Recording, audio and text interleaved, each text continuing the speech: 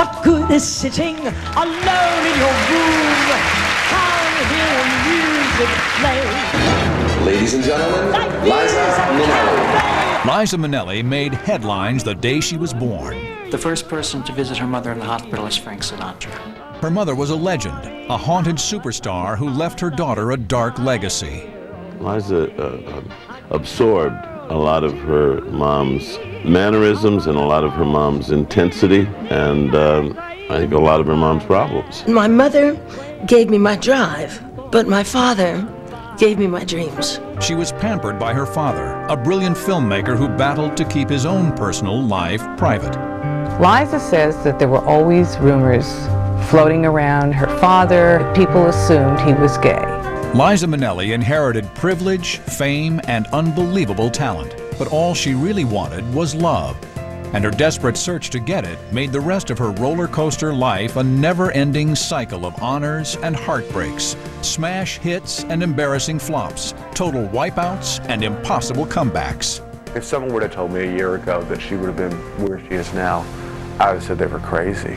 In her incredible life, Liza Minnelli has conquered Hollywood, Broadway, drugs, alcohol, weight gain, and terrifying bouts of emotional and physical pain. She couldn't walk, she couldn't talk, and she was drinking way, way more than anybody knew. And now, at last, she may have won the prize she has always chased, true love, and a walk down the aisle with the unique Prince Charming. I can't respond to David's sexuality since I've never had him in bed. More provocative and outrageous than any cabaret, this is the story of Liza Minnelli, the E! True Hollywood story. Come to that cabaret.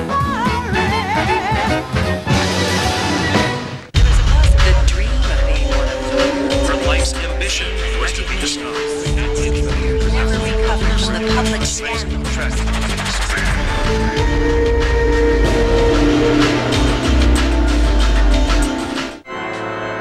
On March 16, 2002, fans cheered, paparazzi swarmed, and a who's who from Hollywood, Broadway, and beyond gathered at a church on New York's Fifth Avenue for the most talked-about wedding of the new century. The bride was 56-year-old comeback queen Liza Minnelli. Gossip columnist Cindy Adams. It was Gina Lola Brigida, whose wig was so big I couldn't see the rest of the church, and there was Janet Leigh, and there was Petula Clark, and I don't remember who the hell else, but it was people from you haven't seen in 500 years, I guess, including myself. The self-proclaimed king of pop, Michael Jackson, held Liza's bridal train as she followed maid of honor Elizabeth Taylor down the aisle. Liza's groom, 48-year-old producer David Gest, was waiting at the altar. Actress Chita Rivera, a longtime friend of the couple, attended the ceremony. He was scared to death. David was just so scared. Because when you think about it too, David's been thrown into this brand new arena, which is huge. For Liza, the arena was always larger than life, and stardom was the singer's birthright. Another command performance for that lovely sweater girl, Judy Garland. In 1943, her superstar mother, Judy Garland, married esteemed director Vincent Minnelli, author James Spada. Vincent was a very quiet, very sensitive man, a lover of beauty and a sophisticate. He wasn't the kind of man Judy needed to keep her in control. He also wasn't the kind of man many people expected to marry. Columnist Michael Musto. We don't know about Vincente Minnelli. The jury is still out. Some say yes, he was gay, he wore eye makeup. Author Gerald Clark. People suggested that, well, maybe he wasn't the right man for her.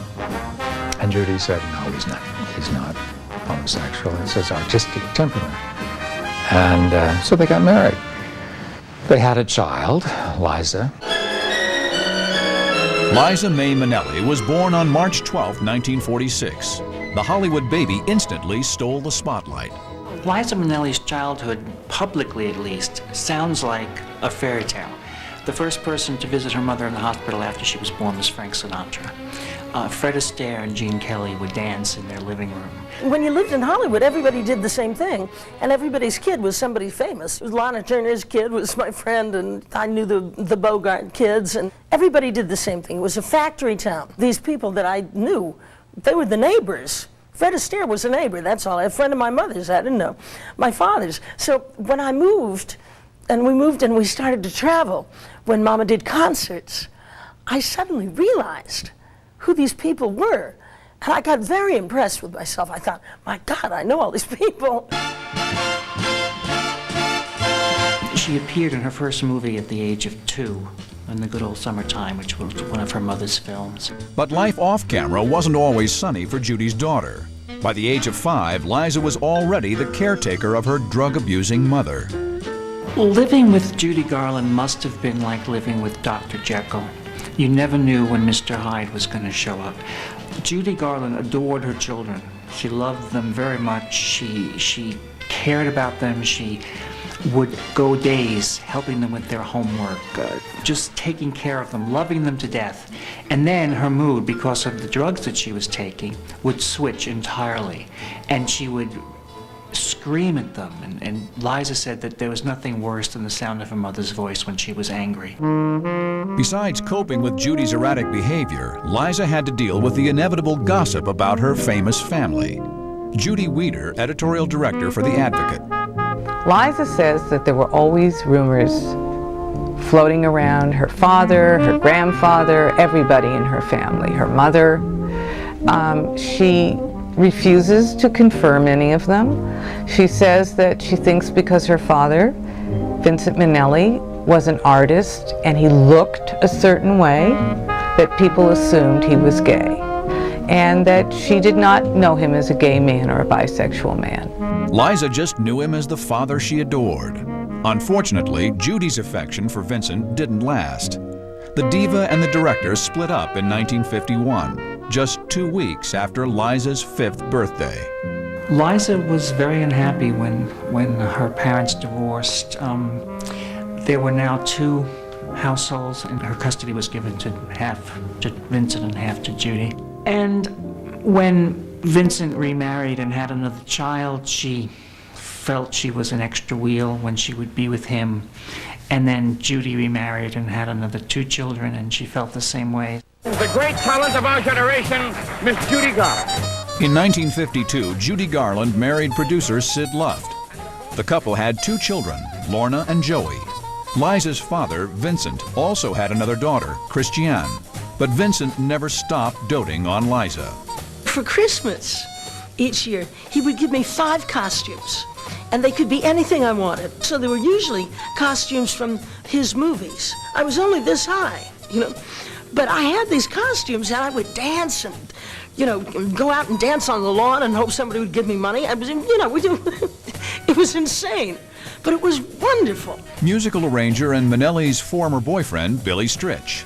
I remember Liza telling me at one point the first thing that she really ever decided she wanted to do was be a professional ice skater. That would have been a totally different turn. And she was into dancing and all that. So I think her mother picking up on this was like, Liza's the dancer and Lorna's the singer. Judy was not very encouraging of Liza singing, at least. She said after one of Liza's performances, she said to a friend, "My God, her voice is like chalk on a blackboard." Judy's scathing criticism didn't hold Liza back. On April 24, 1959, the 13-year-old sang a duet with family friend Gene Kelly on a TV special. An article about Liza's performance got everything right but her name. In the story, they called her Liza Minnelli rather than Liza Minnelli, because Liza's an unusual name. And as we know, years later, she did a special called Liza with a Z, and I think it was Kander and Ebb wrote her a song called Liza with a Z, where she kept saying, no, it's Liza with a Z, not Lisa with an S, because Lisa and S goes not Z. And it became one of her trademarks. Liza with a Z was burdened with the role of mothering her own mother. Liza spent her early teenage years running the household, hiring staff, and paying bills. One of her jobs was to take Judy's sleeping pills and replace them half with sugar so that it would be less likely that Judy would overdose. When Judy was on drugs or sick or just in a snit and in her bedroom for 3 days, Liza would have to get her younger siblings off to school and make their lunch and just be the mother figure in the house. As a teenager, Liza bounced back and forth between her divorced parents. The time she spent with her father was calm and comforting, But living with her mother was an entirely different matter. The days and nights were frenetic and filled with turmoil. One story has Liza and Joey and Lorna and Judy sneaking out of a hotel wearing 5 layers of clothing so they wouldn't have to carry any luggage and the hotel wouldn't know that they were skipping out on the bill. So the lifestyle with Vincent was so different than the lifestyle with Judy. It was very schizophrenic for Liza. When she was sober, Judy was a very strict parent. In 1960, Garland sent Liza to a boarding school in France. But after one unhappy semester, Liza returned to Judy's home in suburban New York to attend Scarsdale High School. That fall, 15-year-old Liza won the lead in her high school's production of The Diary of Anne Frank. Liza felt safe on stage, but among her acting buddies, Liza wasn't always secure. Classmate Louis Brigante played Liza's father in the play. Liza was really trying to fit in and trying to be one of the girls. In one of the breaks in rehearsal for the play, one of the girls asked, "How is it to be the daughter of a great star?" And Liza said, "Oh, I've learned a lot of great things from my mother." And they said, "Really? Like what?" And she said, "Like how to ditch a man." "Whoa," they said. And I think that really kind of made them all uneasy. There were more uneasy moments ahead for the daughter of Judy Garland. Coming up, Liza learns another painful lesson from Judy. Her mother kind of turned from her loving, supportive mother to the competitor, like, now wait a minute, honey. And later, I just was sick all the time. And yet I didn't stop drinking.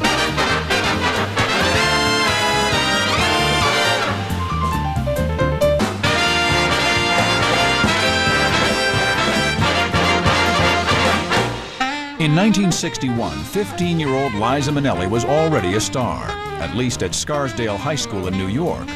The teenager knew that she could make audiences love her. Making her mother love her, however, was a different story. Liza's performance in the school production of The Diary of Anne Frank was a hit in Westchester County. During the summer of 1962, Liza and her classmates were invited to take their show on the road.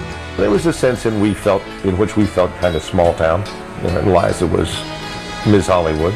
There was some jealousy, but when we learned that we were going to be doing Diary of Anne Frank in Israel and going to Greece and Italy, and we're going to be together for the whole summer, I think that pretty much dissipated.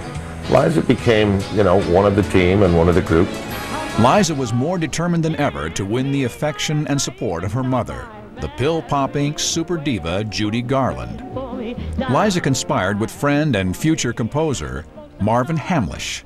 They came up with a unique way to reveal her desire to follow in her mother's footsteps. Liza had wanted to tell her mother that she really wanted to go into show business and she wanted to sing this and that. She was trying to figure out a good way to do it. So what happens is I wrote 4 songs for her, and we went and recorded them in a little studio. And now we go to this famous Christmas party of Judy Garland, and Liza says, "Okay, and now I'd like to give you my present." And she just sits down, and we put these records on, and everyone's like spellbound. And I'll never forget, after we did the records, Judy asked her, could she do it live? And there I was, and we did it live. Judy was impressed, but she urged her oldest daughter to stay in school. I wanted to go to New York and be a dancer and be in, Broadway shows, and I just loved that idea. So I asked if I could go. And Mama said, "What are you going to sing for these auditions?" She said, "Not any of my songs, I hope."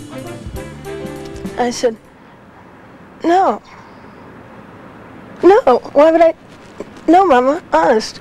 In December 1962, the 16-year-old performer dropped out of high school to pursue acting full-time. Her mother wasn't happy. Judy had said, "That's fine.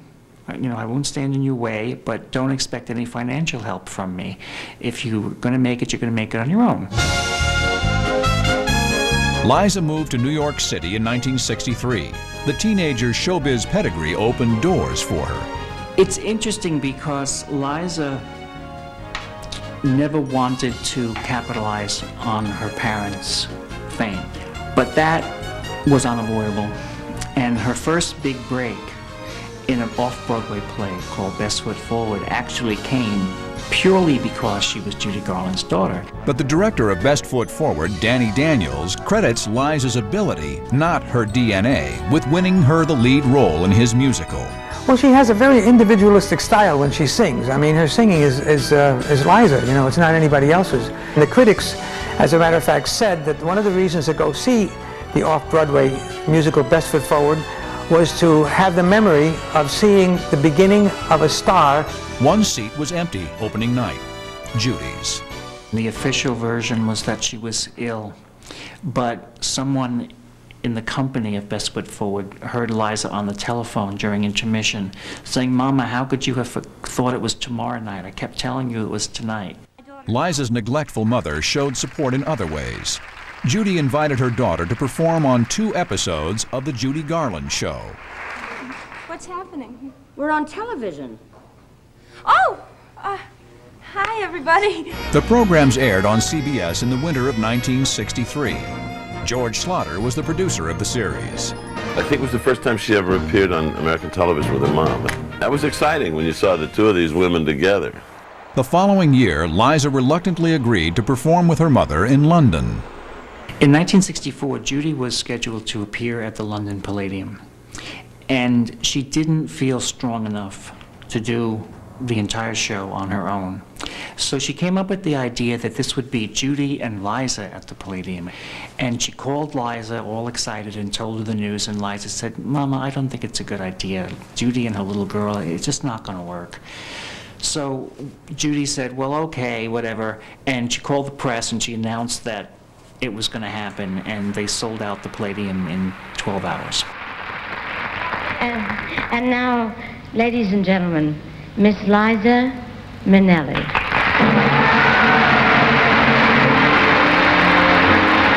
On State Street, that great street, I just want to say, they do things they don't do on Broadway. Say, I had the time of my life. I saw a man who danced with his wife in Chicago. And the show itself is really a fascinating study in psychodynamics, because initially Judy is very sweet toward Liza and very motherly. But as the show went on, it was clear that Liza was stealing the show. She was in better voice than Judy. She was more energetic than Judy. She was like a younger, fresher version of Judy. Actor Ken Howard witnessed the memorable performance. Liza watched her mother kind of turn from her loving, supportive mother to the competitor, like, now wait a minute, honey. I don't think her mother really took her seriously as a singer until the night they were on stage at the Palladium together. And Liza stopped the show over and over and over again. Liza, you know, says that I went from being, you know, the little girl to being like a competition on stage in the space of an hour and a half. Liza said she was pretty scared during the concert because she had not seen that side of her mother before. She said, I went through like a lifetime of therapy, you know, in one night. When the curtain dropped, Judy morphed back from competitor to mother. Backstage, she introduced Liza to a young man she met while traveling in Hong Kong. Peter Allen was a 20-year-old singer from Australia. Peter and Liza hit it off immediately. Minnelli's friend and Hollywood Reporter columnist, Robert Osborne. He was young, and you could see where there would be an attraction, and he absolutely adored her. Peter was a fabulous guy, and I loved him a lot. I think, again, you know, she was drawn to a person who was, first of all, a very kind man, very sweet man. Peter supplied the warmth and attention Liza so desperately craved. He also had a secret. A reporter once asked Liza about her sex life with Peter Allen, and she refused to answer the question, but would say only that that was one of her demons. So that would kind of suggest that she didn't know. I know he was gay, but you could also know that he's somebody that would be fun to be around. You could see where Liza would be delighted to be around somebody like that. Liza did know that she needed stability and someone to help her break away from her manipulative mother. Coming up, a legend bows out. This was a troubled woman that tried to take her own life a few times, and she lived put the shit pedal to the metal. And later, every time you read about her getting sick, like, what's the real story here? Is she on drugs again? Did she fall again because she's on drugs?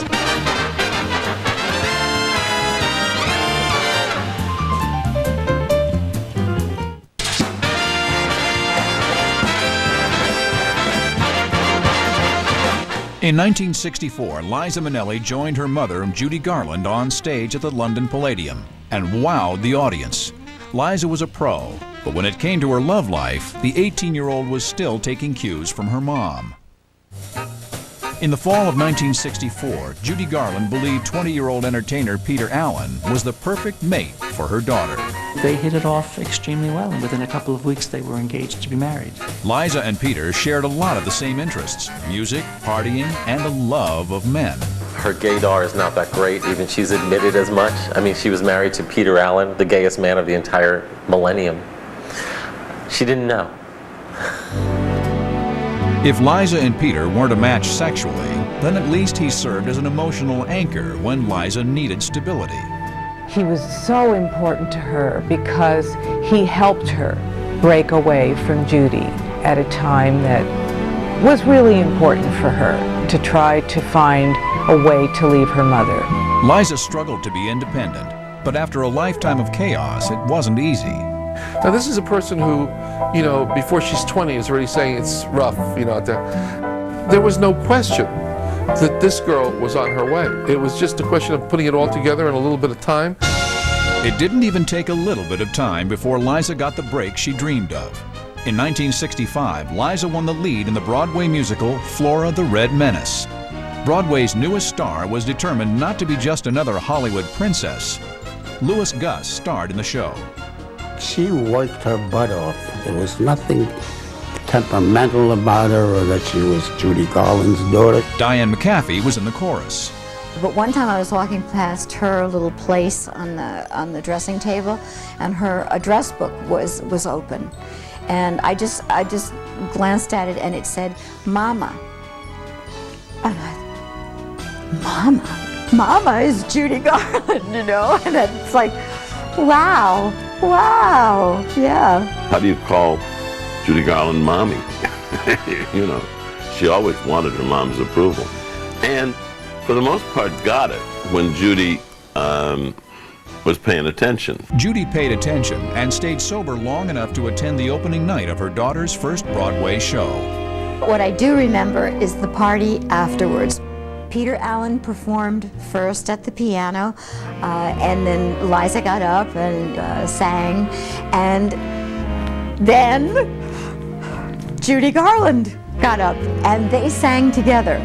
And they still have that mother-daughter dynamic going on, because at one point I remember after Liza sang, Judy said, okay, it's my turn. In the presence of her mother, Liza was always Judy's daughter. But theater critics recognized that Liza had star power of her own. When I saw her originally in Flora the Red Menace, and she was very young, everyone in the audience knew this was a star. It was just a question of when. In June 1965, Liza won a Tony Award for her performance in Flora the Red Menace. At age 19, she became the youngest woman ever to receive the honor as Broadway's Best Actress. While Liza's star was on the rise, her mother's was plummeting fast. Judy was in the middle of an inexorable decline in the late 60s. Drugs, money problems, canceled concerts, poorly performed concerts. Liza was often the only one to look after Judy's other children. One night, she was called by a servant to say that Judy had locked Lorna and Joey out on the balcony of her hotel suite, and could Liza come over and get them out, because it was February and it was very cold and they had no jackets on. So she was there to protect them from Judy. In 1967, 9 days before her 21st birthday, Liza found some peace. She married Peter Allen in a simple ceremony in New York City. He's a marvelous boy, you know, Peter Allen, and she's a lovely lady. She's not a child, and they've been engaged for over 2 years, and it's very, I'm just terribly happy, terribly proud. But the couple's honeymoon didn't last long. They were swept up into Judy's never-ending drama. It really became more and more difficult for Liza to deal with her. And she wouldn't answer the phone. She would let her husband, Peter Allen, answer the phone just in case it was Judy. Liza and Peter often came to the rescue. They became surrogate parents to Liza's sister and brother, Lorna and Joey. Besides taking care of the family, Liza managed to keep her career on track. The singer's success on Broadway provided her with new opportunities, including her first film role. Liza starred opposite Albert Finney in the 1967 drama Charlie Bubbles. Liza Minnelli, marvelous, fascinating star of stage and TV, makes her own special contribution in the life story of Charlie Bubbles. It was a small part and really didn't make much of an impact. But her second film was called The Sterile Cuckoo. She played a college girl who was desperate for love, kind of quirky, kooky, and just a sponge for any kind of affection. And it's very much like Liza Minnelli herself. She was brilliant in that movie, and people realized she could really act. She can act with great vulnerability. Those eyes are incredible. Actress Sally Kirkland. She moved me deeply, and she's not afraid to wear her heart on her sleeve and to let all the insecurities be there. Liza's impressive performance in the 1969 drama The Sterile Cuckoo won her an Oscar nomination, but Liza didn't take home the gold. She lost the Best Actress award to Maggie Smith. Still, Liza's rave reviews kept the offers coming. The following year, she landed a part in the comedic drama Tell Me That You Love Me, Junie Moon. Co-star Ken Howard. She was 23. I was 25. She listened in one time on a call from another room that I was having with my parents. She said, I was listening. She came out and she had tears in her eyes. I hope you don't mind. I said, no. And she said, your whole life is like it was painted by Norman Rockwell, you know. She said, I don't know that life except it's just like, you know, Mickey Rooney and my mother, you know those houses? Let's paint the barn. Liza's family life, with all its flaws and magic, was forever changed on June 22, 1969. Peter Allen went into Liza's bedroom, and she could tell just by the look on his face that something terrible had happened.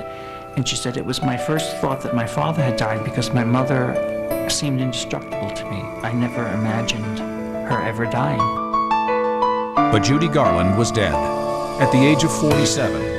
She passed away in a London hotel room. An autopsy revealed Judy took the equivalent of 10 sleeping pills and died from barbiturate poisoning. The coroner ruled her death an accidental overdose. So my first introduction to Liza and who she was and her work ethic and her personality was watching her deal with all the funeral arrangements and the big thing that was in New York, and the invitations, and manage all this at 23. And she was devastated by that, and she said years later that that was the first time she'd ever taken any drug, and it was Valium. With Judy gone, Liza tried to carry on, but the death of her mother left a void no drug or man could fill. Coming up, Liza's first marriage hits a big bump. She came home and walked in and found him in bed with another man.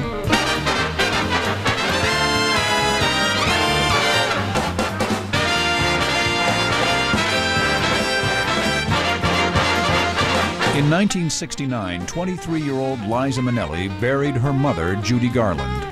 The legendary singer left her fans music and memories, but Liza was stuck with a mountain of debt and a hole in her heart. Liza tied up all the loose ends in her mother's life, including repaying nearly $200,000 Judy reportedly owed creditors, colleagues, and friends. Liza also struggled with her grief over losing her mother. The thing you have to understand about Liza and Judy is that Liza adored Judy. She needed Judy to love her. And she said once, millions of people loved my mother and they've never even met her. Can you imagine how I feel? She was the good daughter. She wanted to make her mother happy all through her life. And, you know, many daughters can relate to that feeling. I think that when you have a legend for a mother, the burden is even bigger.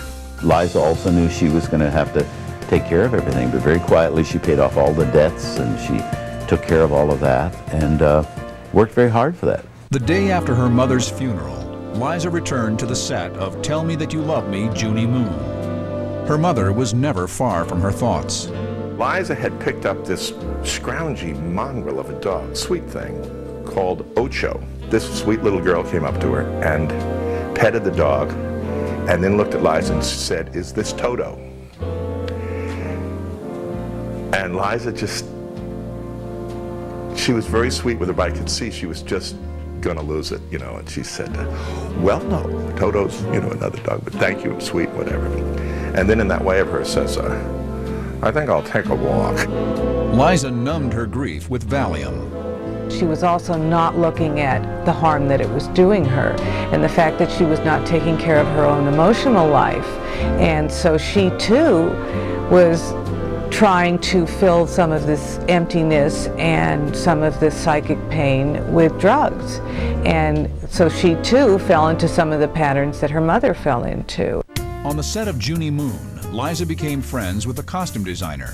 He gave her confidence, comfort, and her signature style. Liza's longtime friend and poster designer, Joe Eula. Halston's first name was Frowick. Roy Frowick Halston. Liza was madly in love with Roy. And Roy loved Liza. And really treated her as a very good friend, a daughter, a client. She didn't know what to do with her hair, she didn't know what to do with her makeup, she didn't know what to do with the length of the dress, how high the heel. Halston took care of all that. She adored that man and still does. Under Halston's watchful eye, Liza blossomed from a gawky girl to a sophisticated star, one who wasn't afraid to show her sassy side. Liza's Junie Moon co-star Ken Howard recalls a memorable night out. The maitre d', very embarrassed, said, "Miss Minnelli, we can't allow you in a pantsuit because it's the Ritz-Carlton dining room, only women in dresses." She said, "You mean like knee length, give or take?" He said, "Yes, miss." It's fine. So she just reached and just took the pants off. She just took the Halston slacks off, kicked him out, whatever, folded him up, handed him to him, pulled his skirt down. "How's this?" He said, "Right this way." And people applauded, you know, as she came in. But not all of Liza's entrances were victorious. Liza told me that it was a very unhappy kind of occurrence that led her to finding out that Peter Allen was gay. She came home and walked in and found him in bed with another man. And it was heartbreaking to her and very confusing to her. And she said that, you know, of course, he immediately began telling her that it was experimentation and it never happened before and he was drunk and all those kinds of things. And she hoped that was the story. And unfortunately, it was not his story because Peter Allen is gay. He was gay. And that's where he needed to be. And so over time, he accepted that and she accepted that. In April of 1970, Liza and Peter separated. The couple eventually divorced. Liza didn't dwell on her broken marriage. Instead, Minnelli toured with a lounge act, winning rave reviews with every performance. But in the summer of 1971, the actress landed a role that she desperately wanted. The 25-year-old traveled to Germany to film the musical Cabaret. Cabaret was one of those magical combinations of vehicle and talent. Everybody got along wonderfully. You know, we had a wonderful time. It was one of the great experiences of my life, being on that movie. Cy Feurer was the movie's producer. She was perfectly cast for it, and she enhanced it. She just understood Sally Bowles. She's kind of is Sally Bowles. She was like a lot of people I'd met, who really threw themselves into the moment and really didn't care about the future very much. Cabaret premiered in February 1972. The reviews were outstanding, but it was Liza's performance of the film's signature song that caught everyone's attention. The moment she turned Cabaret into her own personal anthem was the moment Judy's daughter officially arrived. When the film was released, it was one of those rare moments in show business where you felt that a star was being born before your eyes. And she was on the cover of Time and Newsweek in the same week, which is very unusual. In January 1973, Liza won the Golden Globe for her performance in Cabaret. 2 months later, she went to the Oscars. Cabaret was nominated for 10 Academy Awards, including Best Actress. Liza's father, Vincent, was in the audience along with his fourth wife, Lee. Liza was seated here, Daddy here, and I was here. And she said, and the winner is, and we thought she was going to say Lady Sings the Blues, our hearts were like this, Liza Minnelli for Cabaret. Well, Mr. Minnelli rose 5 feet in the seat. You know, I'm a daddy's girl, and I always wanted to please my father. And that night, they said my name. My father screamed so loud in my ear that I couldn't hear out of it for 2 days. And then he started to cry. And I realized how much it meant to him. That the union with my mom had produced a lineage that would continue. That night, Liza surpassed the success of her legendary mother. Though Judy Garland earned a Juvenile Academy Award for her role in The Wizard of Oz, she never won the Oscar as Best Actress. I've often wondered what would have happened psychologically to her as a mother, but also as a star, somebody protecting her own image if she had been alive when Liza won her Oscar for Cabaret, because Liza got what Judy had always wanted. And I'm sure upstairs she was cheering her on, but, you know, just that thing about, you know, here Liza's getting it all. With an Oscar to her name, Liza was a bona fide movie star. She returned to New York triumphant and ready to take on Broadway once again with her show, Liza with a Z. It was right after Cabaret. It was on Broadway, curtain opens, red stage all the way to the back of the theater. Red, red, red, red, red. And a little slit like this opens and gets bigger, and out comes this figure that looks like it's the size of a bumblebee, all white. And it comes forward, cha, cha, cha, like a choo-choo train. Red, red, white, white, white, white, with a white hat, white Halston, all the way to the shoe. Music building. There's your opening. Talk about theater. Oh, get tears. The magic continued when Liza with a Z moved onto the small screen. Minnelli's first television special. The absolute high point of Liza's career was 1972. She won the Oscar for Cabaret, she won Emmys for Liza with a Z. She had conquered all the media, and she was the most glittering, dazzling star there was, bar none. Liza was on top. But if her mother's life is any lesson to us, the high points always seem to be followed by very low points. Coming up. They drank and drugged and carried on like two absolute 70s characters. And didn't everybody? Didn't everybody?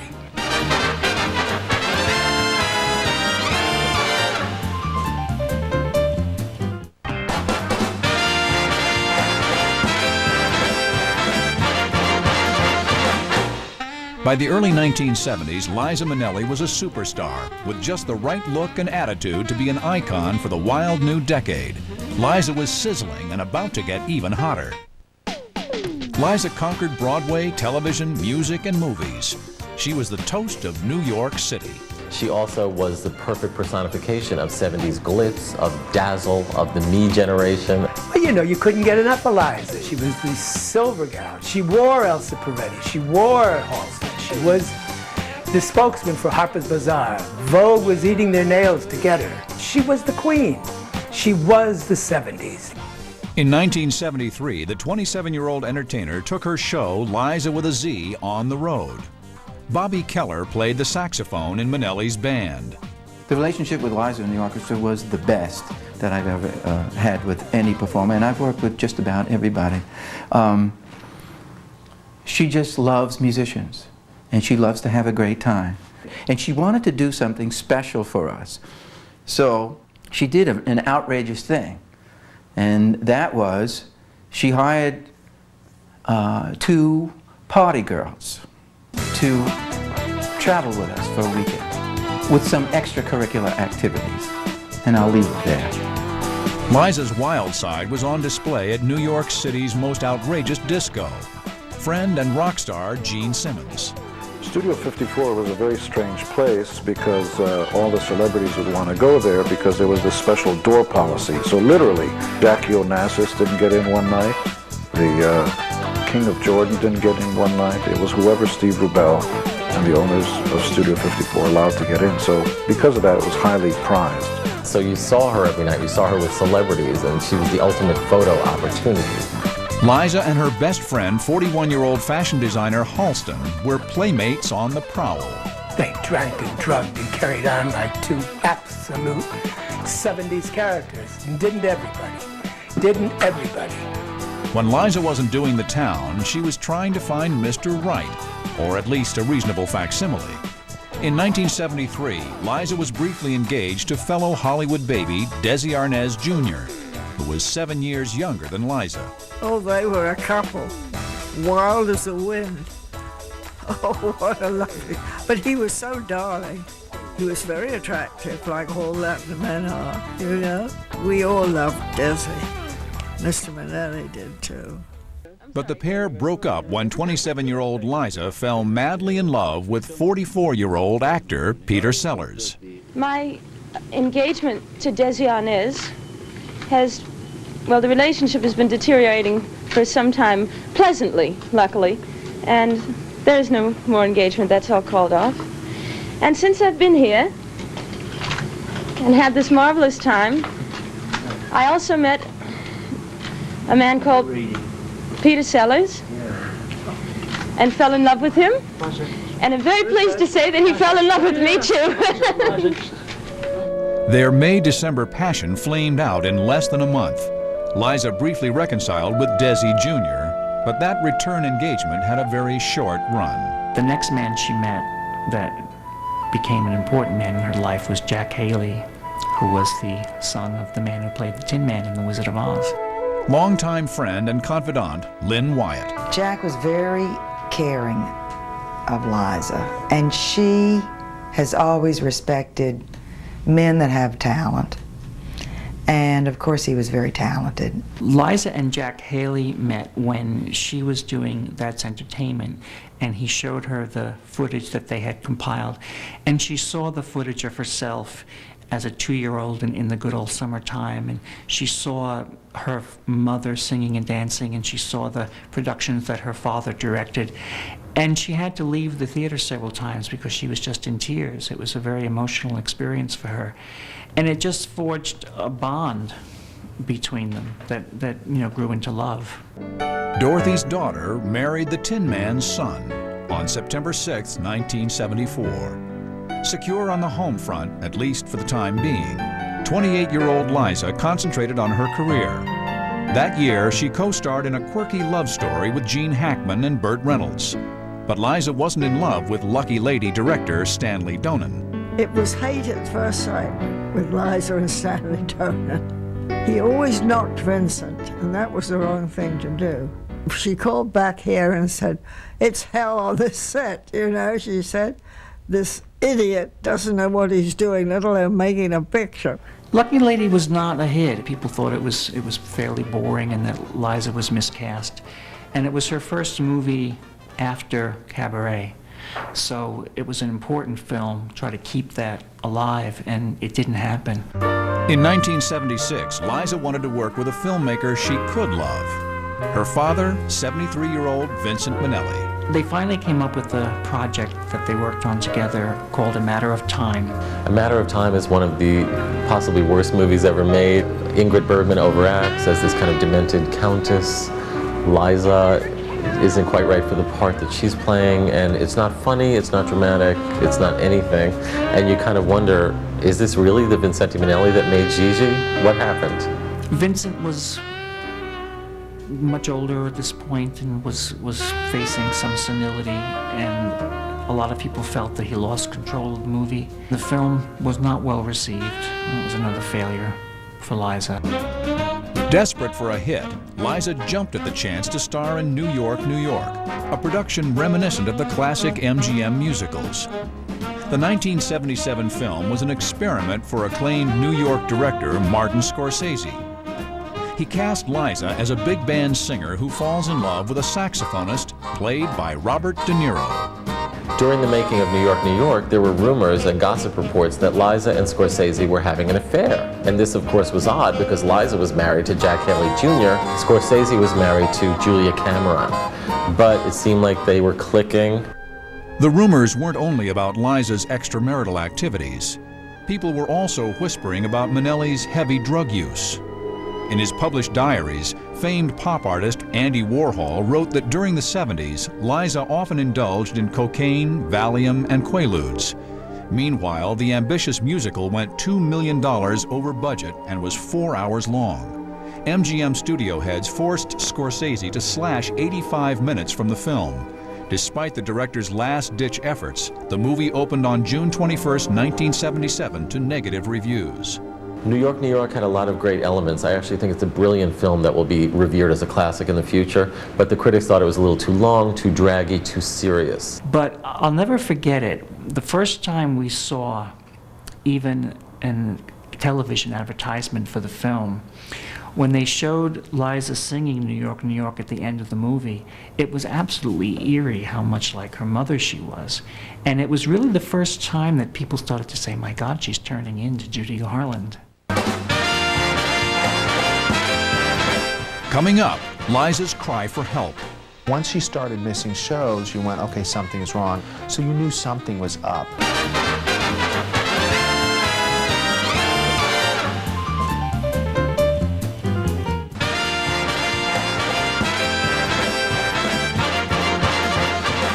Liza Minnelli was the queen of disco's golden age.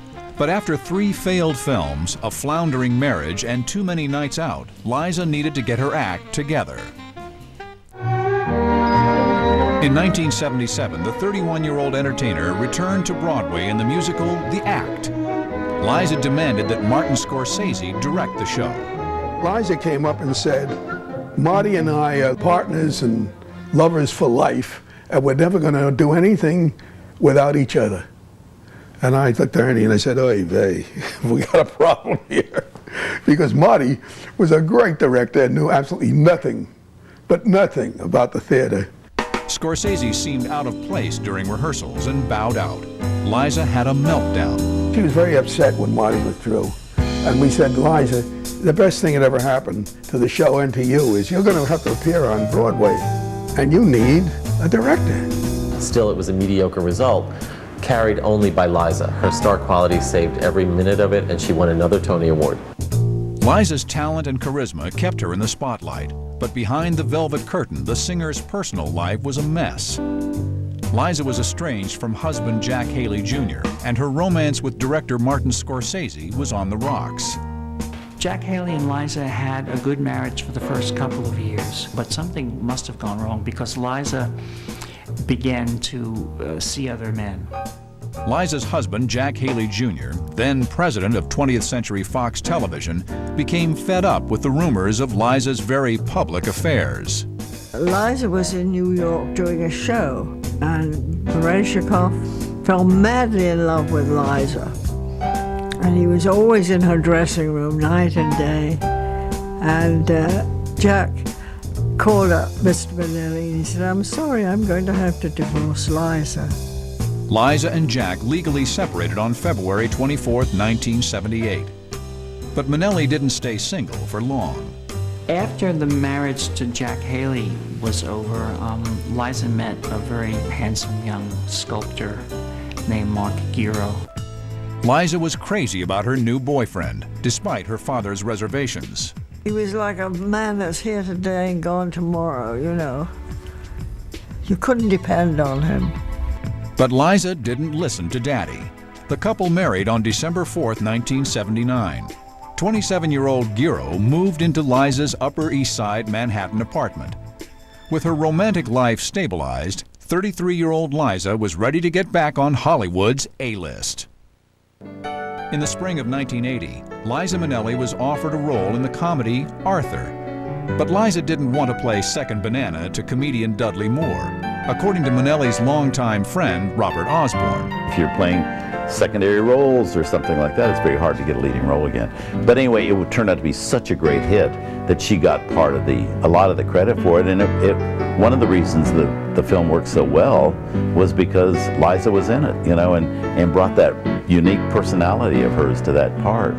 Arthur was unusual. It's one of the few movies Liza's made where it's not really a Liza Minnelli vehicle. It's all about Dudley Moore, but she's integral to it. She's a very funny performer. I mean, she can be hilarious as well as very touching, The movie was a hit. It did turn out to be a bit of a comeback for her, but not that she'd ever stopped working, but because it was like another huge hit, almost on that scale of Cabaret.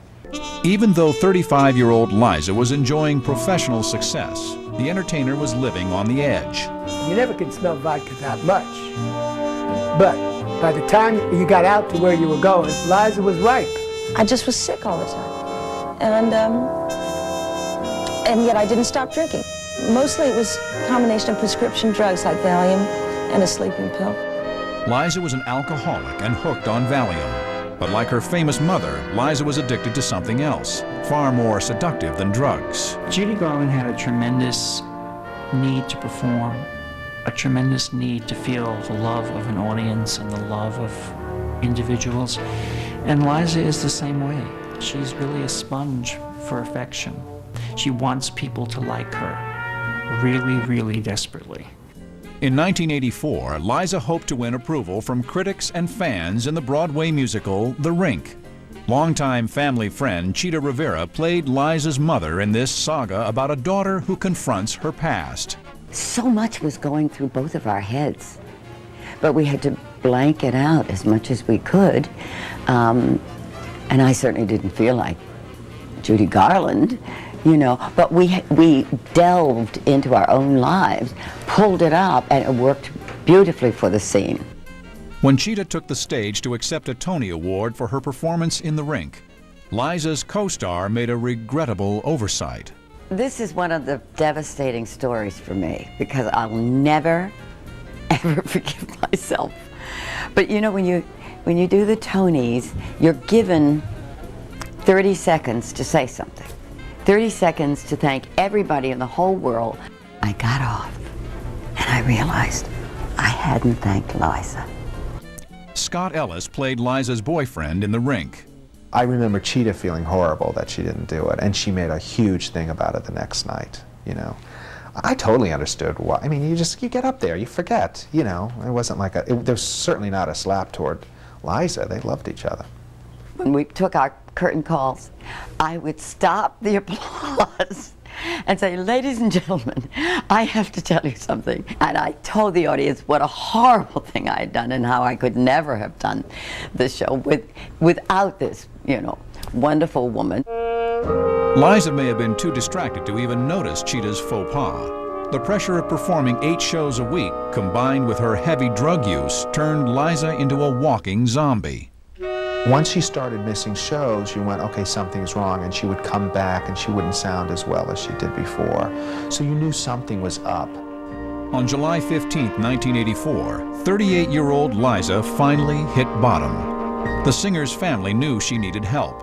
Liza's half-sister, Lorna Luft, checked Liza into the Betty Ford Clinic in Palm Springs, California. I was not part of, going in, taking her by the arm, as Lorna and some other people did, and taking her there to Betty Ford's.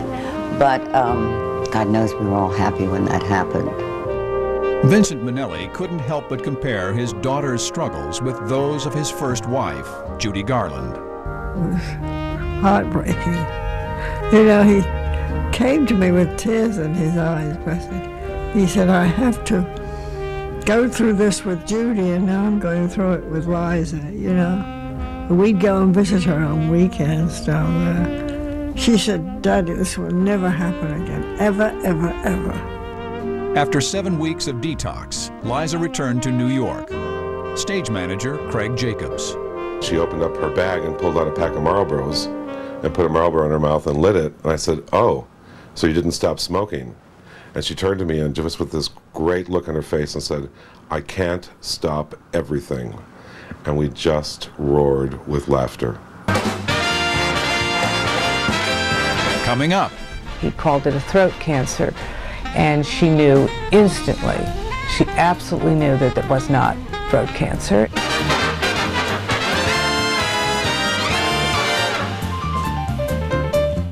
It's one of the tomorrow.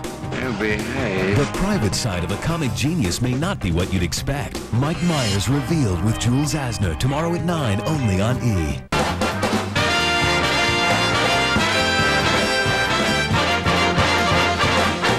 In 1985, Liza Minnelli was ready for a fresh start. The 39-year-old was a recovering drug addict recently sprung from the Betty Ford Clinic. The actress was no longer looking to be the life of the party. She just wanted a little work and some peace of mind. Liza's first role out of rehab was the TV movie A Time to Live. The actress won a Golden Globe for her performance as the mother of a terminally ill child. Liza was back again.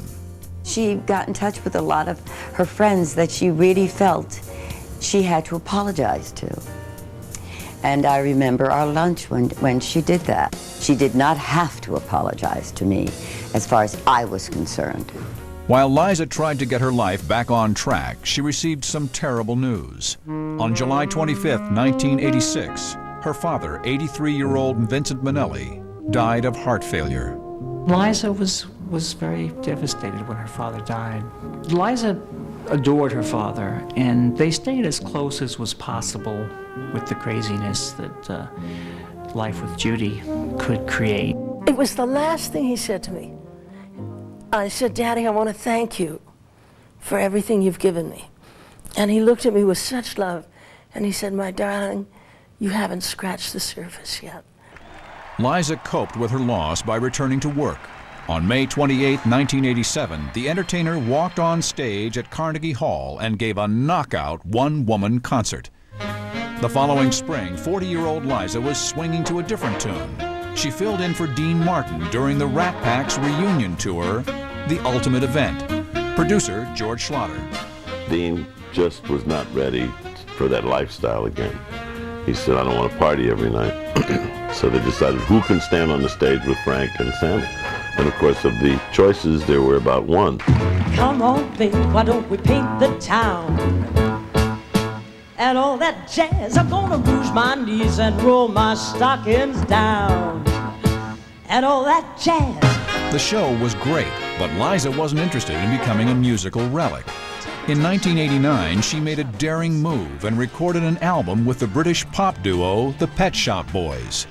Her friend, Kiss frontman Gene Simmons, got her the gig. And it was a big uphill battle because there was a preconceived notion about Liza and a sort of a Cantor and Ebb Broadway-esque style of singing, which was not a commercial, which was not very commercial. So she had to literally sing differently, tone down the vibrato, and sing very commercial dance-based music, which, by the way, I thought she did terrifically. Liza's new sound was a hit in Europe, but fans in the US didn't bite. Fans also weren't hungry for Liza's latest movies. The 1990 films Arthur II and Rent-A-Cop both tanked at the box office. Well, Liza's choices of material have always been a little uneven, but on Broadway, even if it's a not great show like The Act, she was able to put that over by her sheer sparkle, her sheer willpower and star power. But in movies, it's harder to do that. Liza wasn't scoring at home either. Her 11-year marriage to Mark Giro was falling apart. Minnelli suffered numerous miscarriages, which put a terrible strain on the relationship. Furthermore, the artist had a hard time living life as Mr. Minnelli. I mean, she was terribly supportive, but, you know, none of us ever knew who Mark was. And his work was so, that's a terrible thing to say, I ain't gonna say second rate, but it was. You know, but she was supportive of it, just didn't work. Nor did the marriage. Liza and Mark separated in 1990. Sadly, that wasn't the only loss Liza endured that year. Halston was a great sort of protecting figure for her, almost a father figure in certain ways. When he died of AIDS, I mean, she lost her mind over that. She just completely didn't expect that to happen. Liza tried to stay on track. In 1991, the singer began filming the comedy Stepping Out. Even on location, Liza was serious about staying sober. Producer Danny Daniels. Well, I think she believes that. She feels that. One day she said, I can't work this afternoon, Danny, because I have to go to a meeting. And I found out they were AA meetings. This was in Toronto, as a matter of fact. So it's not a phony thing with her. She really believes it. By age 46, Liza had buried her mother and her father, battled addiction, and survived the death of her best friend. In June 1992, Minnelli suffered another blow. The death of her first husband and longtime friend, 48-year-old singer-songwriter Peter Allen. She had heard that he had some kind of cancer. He called it a throat cancer. And she knew instantly, she absolutely knew that it was not throat cancer. And she went to him and she just hugged him and cried, and she just said, we're not talking about throat cancer, are we? And he said, no. Former boyfriend, Billy Stritch. When Peter Allen died, I was with her that day, and I was the one that told her. I remember being in the back of the car, and after the sound check, and we were heading back to her apartment, and I just held her, you know, and grabbed her hands, and I said, I got some bad news for you. And she said, she goes, Peter. I said, yeah, it's Peter. He died this morning. In the end, she was very there for him. She helped to let him go and let him succumb to AIDS and know that she forgave him in a certain kind of way that he needed to feel it. Liza was always a model of dignity when faced with tragedy. But her strength and sobriety were about to be tested. Coming up. She's had so many surgeries on her hips. How many hips does she have? Like 9?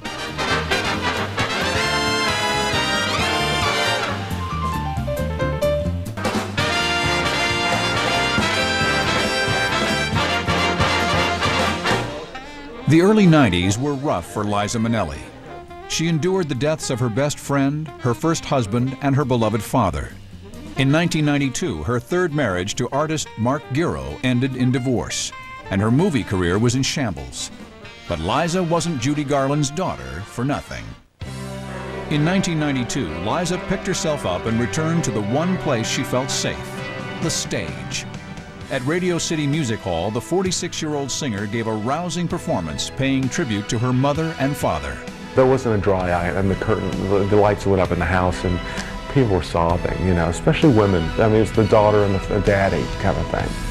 And there was so much love within it. And it ended with, you know, how he, you know, gave her dreams, you know, gave her the wings. And he gave me courage, too. And he gave me a sense of fantasy, a sense of possibility. I've always said that my mother gave me my drive, but my father gave me my dreams. But years of hard living started to catch up with Liza. In 1994, the performer underwent the first of several hip replacements. The 48-year-old was approaching middle age, and it wasn't pretty. I suffered with this pain of degenerative arthritis for 10 years, you know, and never told anybody because I was ashamed of it. I don't know why, but also, you know, you start lying. People say, like in airports, what's the matter with your leg? And you say, new shoes. You know? Liza's convalescence was slow and agonizing. After a 3-year absence, she was eager to return to Broadway. 51-year-old Liza agreed to fill in for an exhausted Julie Andrews in the musical Victor Victoria. Co-star Ken Land. It's Julie Andrews she's replacing, you know, so there's not a lot of people that I think that could do that, but Liza Minnelli. Audiences loved having Liza back, but the critics weren't so kind. They felt the actress couldn't pull off playing a man. And Liza never lost her Liza image. No matter how you try to slice that, she's never going to come out a guy. Where Julie Andrews was that magic, you know, she was skinny and she put on a mustache and she pulled it off. She looked like an English dandy. And Liza just looked like a corpulent lady. Queen, playing a queen. I think that was one of the worst decisions that she ever made, actually, was to going into a bad show for no reason. She was co-starring opposite Tony Roberts, who was not great to her. She was getting laughs, and I don't think he appreciated that, because I think he'd been used to playing it the same way for a year. Tony likes to do it the same way every night and make it appear as if it's happening for the very first time. Liza likes to just keep it loose and do something a little bit different every night, and they probably didn't always work out. Citing illness, Tony Roberts left the cast of Victor Victoria. Within a few weeks, Liza's usually tireless voice left her as well. And when you do a show where you have to talk like this because you're playing a man, and then you sing up here as a woman 8 times a week, she did damage to her vocal cords because, you know, she didn't know how to do that. She hadn't had the proper vocal training to know how to place that. And it would happen to anybody. So by the end of like the 3rd week, she wasn't able to talk. Liza Minnelli had to learn how to sing and speak all over again. Yet Liza's throat operation in 1997 was just one of several surgeries that she endured that year. The entertainer also went under the knife to repair a damaged knee, and she had a second hip operation. All these bizarre things have happened to her, and it makes her health situation more and more vulnerable. So you worry for her. You just worry that she's not going to keep hurting herself. With all of her medical problems, Liza found relief with some old familiar friends. She couldn't walk, she couldn't talk, and she was drinking way, way more than anybody knew. And taking a lot of pills, and she weighed 200 pounds. A lot of weight to be carrying around for a little girl. By 1999, 53-year-old Liza was once again determined to chase her devils away with work. And I thought, what'll I do? You get so bored in the hospital, and while you're healing up, you know. So I thought, you know what I'll do? I'm going to look at all my dad's movies. And as I was watching them, I thought, wait a minute, this is terrific. Somebody's got to do something about this. And she did. That year, Liza staged an evening of song and dance to celebrate her father's legacy. Alec Timmerman was a dancer in the show. When they were putting together Minnelli on Minnelli, Liza was sort of pushed by this time constraint to get ready now. And you know, the body heals at the rate that it heals, and there's nothing you can really do about that. It was terrifying. It was really frightening. I've never been frightened before, and I was frightened that night. You know, and then I thought, buckle down. Just do it. Concentrate like a bastard and keep going. At the end of the first act, it was this big dance number, and she's, you know, kicking and turning and running around the stage, and we finished the number, you know, like this, and curtain comes down, and you know, she's got that Broadway cell face, and as soon as the curtain came down, it's like, and she reached for the first person closest to her, which happened to be me, and she just kind of grabbed hold of my shoulder, and I would physically have to walk her back to her dressing room. Despite Liza's poor health, she began what was supposed to be her year-long tour with Minnelli on Minnelli. But after 1 month, the show was canceled due to illness. Liza's body failed her. It was one obstacle she couldn't overcome. She wanted this to work more than anybody. This was so critically important to her. And the tragedy of it falling apart is that she worked so hard. Depressed, Liza let her weight balloon. Oh, she was unhappy. And when Liza's unhappy, Liza eats. Oh, she was so fat. You know, when you're heavy, it was hard. That was hard on the knees and the hip too. So it just wasn't a great health time for her. And I think that's what started the downward spiral. Liza retreated to South Florida to rest. But on October 8, 2000, paramedics found the 54-year-old semi-conscious on the floor of her waterfront home in Fort Lauderdale. Her symptoms suggested that she had suffered a stroke, but Minnelli was later diagnosed with viral encephalitis, a sometimes deadly inflammation of the brain. She was quite sick and was in a very serious condition, but is now recovering well, and we expect to release her in a few days. Marvin Hamlish visited with his longtime friend. I really worried for her. I thought, like, man, you know, she's hit the wall right now. She's in a place that's very tough. And as much as I wanted to help her, I thought no one can help her. She was in such bad shape that you see photographs of her and everything like that, and you thought, you know, that's the end of Liza. She's never going to come back again. Coming up, someone to watch over Liza. That's what David's done. He's taking away all the decisions, and he's telling her what to do. And later, Liza faces disturbing allegations. Oh, I'm sure she must. No, Daddy wouldn't like it.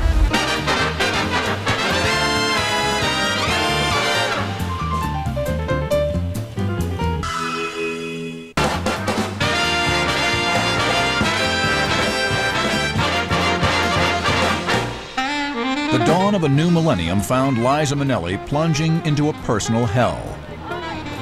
The actress spent the year 2000 recovering from more ailments than most people suffer in a lifetime. She endured knee surgery, hip replacement, a vocal cord operation, and viral encephalitis. Not to mention her battles with weight, alcohol abuse, and drug addiction. But Liza seemed to have more lives than a stray cat. At age 54, Liza already lived longer than her mother, Judy Garland. But Liza was becoming more like her mom every day. Let's say you're good. People say, well, of course. And let's say you're bad. You say, well, of course. Let's say I died tomorrow. People would say, well, of course. The similarities keep piling up, the illnesses. Judy was in a hospital for 7 weeks with cirrhosis of the liver. Liza almost died of encephalitis a couple of years ago. Judy was married 5 times to at least 1, possibly 2 gay men. Liza's now been married 4 times to 1 gay man. Liza's friends were rooting for the actress, but they weren't holding out much hope. She was fragile. She would perspire. She would be nervous. I took her to a friend's house for dinner, and they told me while I was in another room that she was drinking a glass of wine, and she wasn't supposed to. And then she would sit there and drink milk and eat Oreo cookies. So she didn't have a hold on her compulsions at the time. In the summer of 2001, Liza Minnelli was off the celebrity radar. That August, the singer got an unexpected opportunity she couldn't afford to pass up. Producer David Gest was planning a major event at Madison Square Garden to celebrate the career of his friend Michael Jackson. The 47-year-old impresario wanted Liza on the marquee, but he wasn't sure she still had the magic. He felt he had to audition her, so he sent someone to her apartment to try her out, and they reported it's the old Liza again. She could still sing, she could still hit the high notes, she could stand up, she could do it all. On September 7th, 2001, Liza Minnelli joined an all-star lineup to pay tribute to the King of Pop. He asked me to come and sing on his show, and I'm thrilled to do it. When Liza appeared on stage, her fans were shocked. She was overweight and almost unrecognizable. The press was brutal, but one person still saw a glimmer of the old Liza with a Z. David Gest decided to make the 55-year-old diva his next project. It didn't take long before the couple's relationship became more than just work. She told me on the phone. She said, my boyfriend, you know, David, I mean, he's Michael Jackson's best friend, and he's a producer, and my mind's going, that sounds like David Gest. I said, hold it a minute, Liza. How long have you known him? And so, I can't remember how long she said, but I heard this excitement in her voice. The feeling was mutual for David Gest. He was so thrilled and so excited about the fact that they were together, and he was so crazy about Liza. Over the next few weeks, David Gest became Liza's Svengali, lover, and nurse. And I did not believe that there was going to be this wonderful, mad love affair. I was just grateful that somebody was taking hold, because Liza needed somebody to take hold. And that's what David's done. Oh, David and Liza are very good for each other. He loves and adores her. Under David's fierce direction, Liza got down to business. She lost more than 30 pounds and started looking like her old self. She has a piece of toast and yogurt for breakfast. She has a piece of fish for lunch. It's very carefully measured. If she ever has a relapse on drugs or alcohol, he says he will be finished with her. After a 2-month romance, the couple decided to tie the knot. Over Thanksgiving 2001, David and Liza announced their engagement. He took me up onto the roof of his apartment building, and I kind of wondered what we were doing on the roof, you know. I had told him that I never wanted to get married again. And here we are on the roof, and I thought, wonder what's happening. And all of a sudden, I turned around, I looked for David, and I went like this, because he's on his knee. He asked me, and I said, yes. David Gest wasn't shy about showing off his fiancée. The press couldn't get enough of this Hollywood-style fairy tale. The wedding promised to be the event of the year. Every day they were flogging this wedding in the gossip columns about who was ordering the flowers, what gifts you could get for Liza and David, who was giving away Liza, on and on and on. And then when Liza went on Larry King Live and said, well, gee, I don't know how this thing just blew up so big. It's like, it blew up so big because you hired a publicist to flaunt it for weeks and weeks and weeks. On March 16, 2002, 4 days after Liza's 56th birthday, Liza, David, and 1,100 of their closest friends gathered to celebrate their union. Am I stressed? No, I'm thrilled. Just thrilled. The ceremony was held in New York City's Marble Collegiate Church. With metal detectors at every door, it was a wedding of epic proportions that defied reality, and reportedly cost the couple nearly $3 million. In this church that has been transformed into Hawaii, with dripping orchids and bouquets on every single pew. Fans and star watchers gathered on Fifth Avenue outside the church. They hoped to get a glimpse of the celebrity guests and the 30-member bridal party, which included best man Michael Jackson. Michael Jackson is a freak in waiting. I mean, there is just nothing about him that makes any sense. He wore a black beaded suit, which would have looked wonderful on me, you know, with a big brooch that I would have worn. So he and I wore almost matching outfits. So that was that. And there was Elizabeth Taylor, Hilton Wilding, Todd Fisher, Burton Burton, Warner Fortensky, who certainly knows about a wedding, and so she was the ring bearer, although she didn't seem to remember she had the ring at one point. Matron of honor Elizabeth Taylor forgot to bring one other important accessory. It turns out that, you know, Liz has come in her bedroom slippers and they have to send back to the hotel to get the shoes. Coming down the aisle for the 4th time, Liza still wore white, a one-of-a-kind gown designed by Bob Mackie. With a skinny train that went all the way to the back of the theater, or the church, excuse me. And then when they got up there and said those I do's, that was strictly from another very sick movie. I do, I love you, yeah, yeah. The reception was held in the ballroom at the Regent Hotel in downtown Manhattan. Guests were treated to filet mignon, all the Godiva chocolate they could eat, and a 6-foot-high wedding cake. The champagne, the wine, the food, and the music. It was like the biggest bang, the biggest party, the most fun party you could go to. And she was, I must say, amazingly in love. You know, she's skinny, she looks great, she's so happy. You know, love can do marvelous things. Coming up, where Liza goes, controversy follows. They seem to be answering questions about their marriage and their sexuality.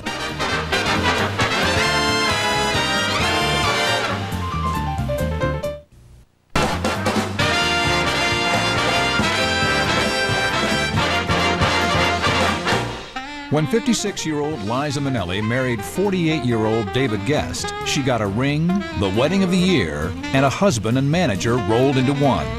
For the once down-and-out singer, it all seemed too good to be true. Friends were thrilled for Liza, but as the singer embarked on her new life, some of her old pals were left behind.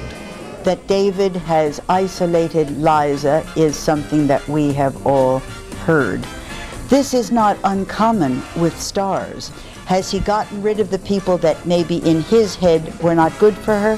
Yes, he is her entire world, her entire family. Still, David couldn't shield either of them from the rumors surrounding their marriage. The tabloids pounced on the story that the union was a sham, suggesting David Gest was gay. I can't respond to David's sexuality since I've never had him in bed. All I know is what everyone says. You know, he is a very interesting, odd character. And he's in his 40s and he's never been married before. But maybe it's not true. Liza and David thought the whole matter was silly.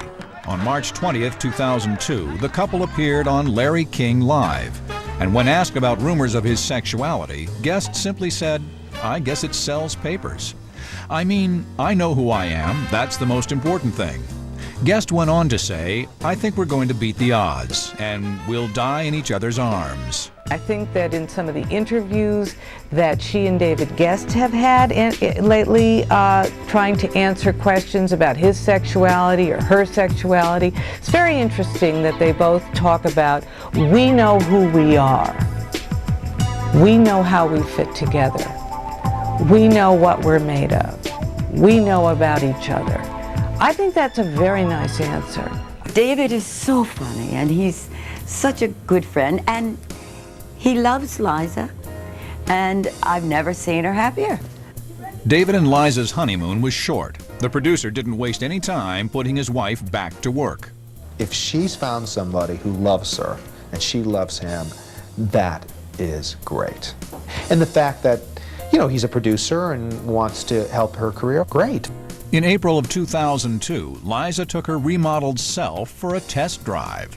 That month, the singer kicked off her new tour, Liza's Back, with a concert at London's Royal Albert Hall. When Minnelli walked on stage, fans and critics couldn't believe their eyes or ears. The London show was a huge success, as you know. I mean, she got standing ovations every night, and it was, you know, rave reviews. But the buzz surrounding Liza was about to turn sour. Yes, this is Lee Minnelli. For 40 years, Liza's 95-year-old stepmother, Lee Minnelli, was living in the Beverly Hills mansion she once shared with Liza's late father, Vincent. In the director's will, he provided that his widow, Lee, could live there for the rest of her life. Then the house would be turned over to Liza. But Liza wanted to sell the 6-bedroom home. I'm sure she must. No, Daddy wouldn't like it. Because this is the Minnelli house. This is the Minnelli home for 40 years. In 1988, 2 years after Vincent Minnelli's death, Lee and Liza entered into an agreement which allowed Liza to sell the house during Lee's lifetime, as long as Liza provided Lee with alternative housing. By 2002, Liza was ready to put the house on the market.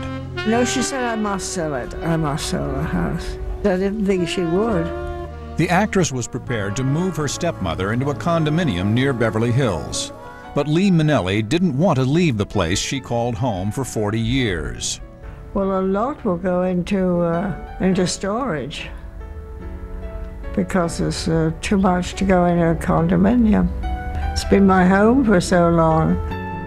In April of 2002, a lawsuit was filed on behalf of Lee Minnelli, claiming breach of contract, infliction of emotional distress, and elder abuse. Liza denied all of the allegations against her.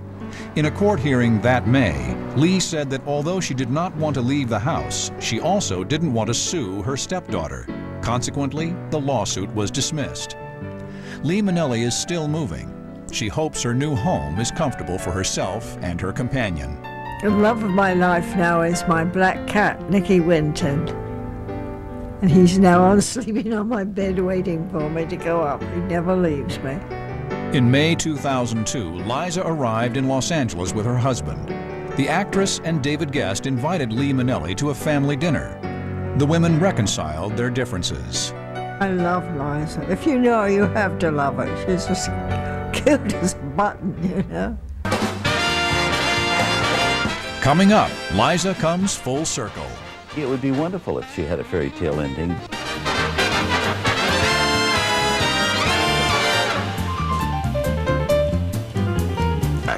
Tomorrow, the private side of a comic genius may not be what you'd expect. Mike Myers revealed with Jules Asner tomorrow at 9 only on E!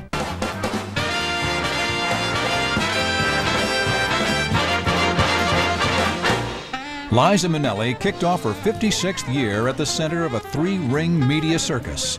The actress's every move was scrutinized and played out for public consumption.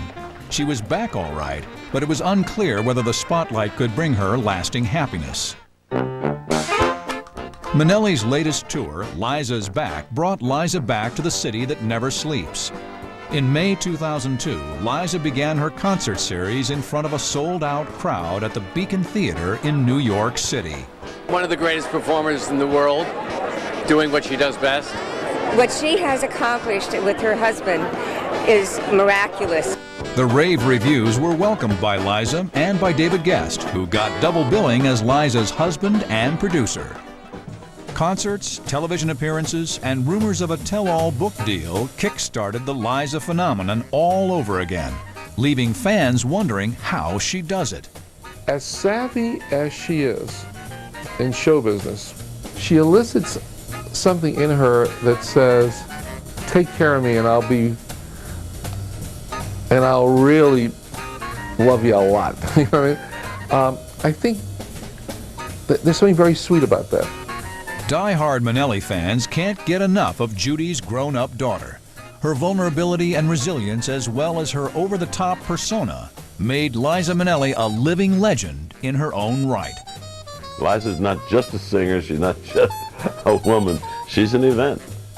Liza has proven time and time again that she's a pro and a survivor.